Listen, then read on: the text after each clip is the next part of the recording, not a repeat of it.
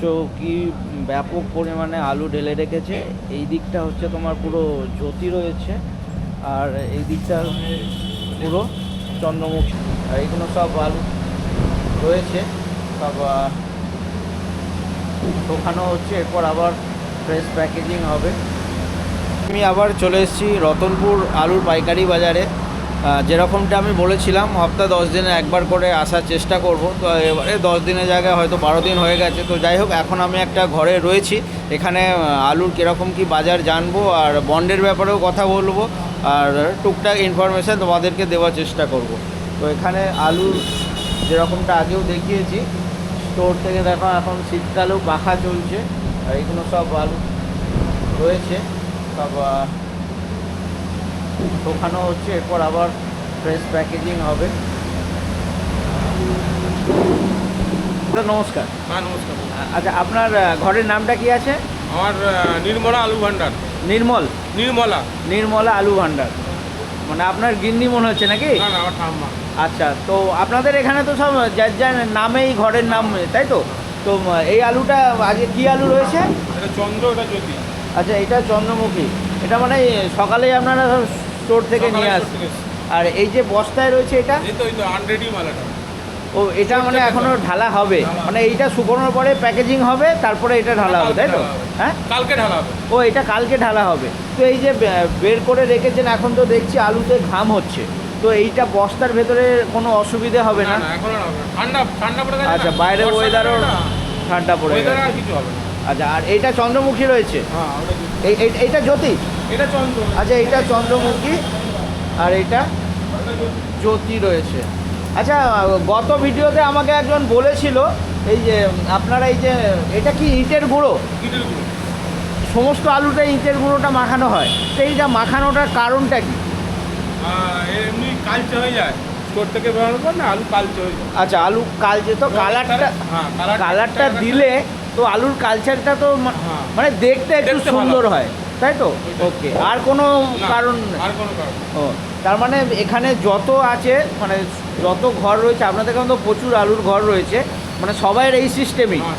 ওই শুকানোর পরে ফ্রেশ প্যাকেজিং করবার সময় আপনারা এই ইটের গুঁড়োটা মাখিয়ে দেন। ওকে, এতে আলু ভালো থাকে বা সেরকম কিছু ব্যাপার? সেরকম কিছু ব্যাপার, দেখতে ভালো হয়। ওকে, তো আজকের এই এটা চন্দ্রমুখী বললেন, কেমন বাজার যাচ্ছে? চন্দ্রমুখী বাজার ধরুন 620 থেকে 650 টাকা। 620 থেকে, মানে নিচে রেডি, নিচে 620, উপরে 650। তো এটা তো বোধহয় এখন আপনাদের শর্টিং করা হবে? শর্টিং করাবে। কটা কোয়ালিটি বেরোবে এর থেকে? এর থেকে 4টে কোয়ালিটি বেরোবে। 4টে মানে কি সাইজ হিসাবে বের করবেন? হ্যাঁ, মাঝারি, কেট আর কাট পিস। মাঝারি, কেট, কাট পিস। ক্যাট মানে ছাঁট যেটা ছাঁট হয়ে যায়, ছোট গুলিটা একদম ছোট্ট। তো ওটাও কি এখানেই বিক্রি হয় না বাইরে চলে যায়? এখানেই বিক্রি হয়। এখানেই বিক্রি হয়, বাইরে বাইরেও চলে যায়। আচ্ছা, এই একটা সব থেকে বড় হবে? হ্যাঁ, একটা ফ্রেশ মাল হবে। একটা ফ্রেশ মাল হবে, একটা ক্যাট হবে, একটা কাটা মাল হবে, আর একটা কী হবে? মাঝারিটা। ওকে, মোটা মাঝারি। তো সব থেকে যে ফ্রেশ মালটা সেটা 650, আর সব থেকে ওই ছোটোটা কি বললেন আপনি? ওই ছোটোটা 70 টাকা বস্তা, কেটটা।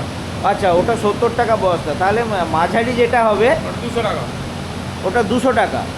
ওকে, তার মানে 620 থেকে 650 পুরোটাই ভালো আলু, ওরই মধ্যে একটু 19-20 থাকবে, তাই তো? ওকে, আর এটা রয়েছে আপনাদের জ্যোতি। জ্যোতির কিরম বাজার রয়েছে? 400 টাকা দাম। 400 টাকা। বাজার কি একটু পড়ে কেটেছে? অনেক খারাপ। অনেক যদি বিক্রি হচ্ছে ধরুন 350 থেকে 400। 350 থেকে 400। এখানেও আপনার ওই চারটে কোয়ালিটি বেরোবে। ওকে, এগুলো আপনার কি আজকে সব বিক্রি হয়ে গেছে? হ্যাঁ, মানে যা মোটামুটি আপনার কোনো ক্যাপাসিটি আছে যে আজকে আমি এতটা বস্তা বের করব? হ্যাঁ, ওই যেমন ঢালা বিক্রি হয় তেমন ঢালা হয় ওরকম। তো এটা ঢালবার আগেই, আচ্ছা, এখানে এই যে পাউডারগুলো দেওয়া হচ্ছে। আচ্ছা, তো বিক্রির আপনার কাছে আজকে কতটা মাল বিক্রি হয়েছে আপনি সেই হিসাবে স্টোর থেকে বের করেন, তাই তো? ওকে, মানে যতটা বিক্রি ততটাই বের করা, এক্সট্রা বের করা হয় না। ওকে, তো বিক্রি কখন হয়ে যায় আপনাদের? সকালবেলাতেই হয়ে যায়। আরে আপনাদের এখানে তো প্রচুর ঘর রয়েছে, সব একটা কমিটিরও ব্যাপার আছে, তো প্রাইসটা কি আপনাদের কমিটি মেনটেন করে না, না আমাদের ওই যে যা যে যার? ওকে, তার মানে 10টা ঘরে 10 রকম রেট হতেই পারে। ওকে, তাহলে যে দামটা বললেন এর বাইরে কেউ যাচ্ছে না। কমেও বেচে, বেশিতেও বেচে। 600, আপনি যেটা চন্দ্রমুখী বললেন 620 থেকে 650, হ্যাঁ। মোটামুটি সব ঘরেই এই দামটার মধ্যেই হবে, তাই তো? ওকে। আচ্ছা, আপনাদের কাছে এখন তো নতুন আলু মানে বলতে পাঞ্জাবের আলুটা আমাদের এখানে প্রচুর আসছে, আর এখানকার লোকাল যে নতুন আলুটা সেইটা মোটামুটি তাও 2 মাস, এটা আজকে এখন ডিসেম্বর মানে ফেব্রুয়ারি লাস্ট দিক থেকে ওটা আসতে পারে। তো এখন কীরকম কি মাঠে লাগানো তো হয়ে গেছে বোধহয় নাকি? কীরকম কি সেরকম কোনো খবর আছে আপনার কাছে? কতটা স্টোরের পজিশান কি সেটা বলতে পারবেন না? ওকে, তাও মোটামুটি কত পার্সেন্ট মতন আছে সেটা কিছু? 8% ধরুন না যা। হ্যাঁ 8% এখনো আছে। 8% আছে, মানে 92% বেরিয়ে গেছে। বেরিয়ে গেছে। আচ্ছা, আপনাদের তো এই বোধহয় 1-2 মাস এটা বন্ধও থাকে। হ্যাঁ, এই তো আর 1 মাস ধরুন কাজ হবে ওই আলুটা, 15 দিন 1 মাস কাজ হবে। আচ্ছা, মানে ধরা যেতে পারে ফেব্রুয়ারি মিড অবধি? না, জানুয়ারির ওই 15-20 তারিখ পর্যন্ত কাজ হয়। জানুয়ারি 15-20 তারিখ ততদিনে স্টোর পুরো খালি হয়ে যাবে। ওকে, তারপরে নতুন আলু আসা টুকটাক শুরু হয়ে যাবে, তাই তো? ওকে, তো বন্ডের কীরকম কী দাম যাচ্ছে? বন্ড ধরুন জ্যোতির বন্ড হচ্ছে 120 থেকে 150 টাকা। জ্যোতির বন্ড 100, তো দাম তো তাহলে অনেক কেটে গেছে। আর চন্দ্রমুখীর বন্ড হচ্ছে 300 থেকে 350 টাকা। 300 থেকে 350 টাকা। আপনারা তো বন্ডই কেনেন বোধহয়, তাই তো? আচ্ছা, এই বন্ড কেনার উপযুক্ত সময় কোনটা? বন্ড কেনার উপযুক্ত সময় তো ওরকম করে নেই, আলু তো আপনার চাহিদা যোগান। ধরুন কেউ বন্ড কিনতে চাইলো, ওই তো লোডিং এর সময় আলু যখন স্টোর লোড হয় মার্চ মাসে। আচ্ছা, বন্ডটা কি মানে কোল্ড স্টোরেজ থেকেই বিক্রি হয়, তাই তো? ওকে, মানে যেই সময় আলু লোড হয় স্টোরে সেই সময়তেই বন্ডটা বিক্রি হয়। তো চাষিরা সব ওই সময় বিক্রি করে দেয় না কেউ পরেও বিক্রি করে? পরেও বেচে।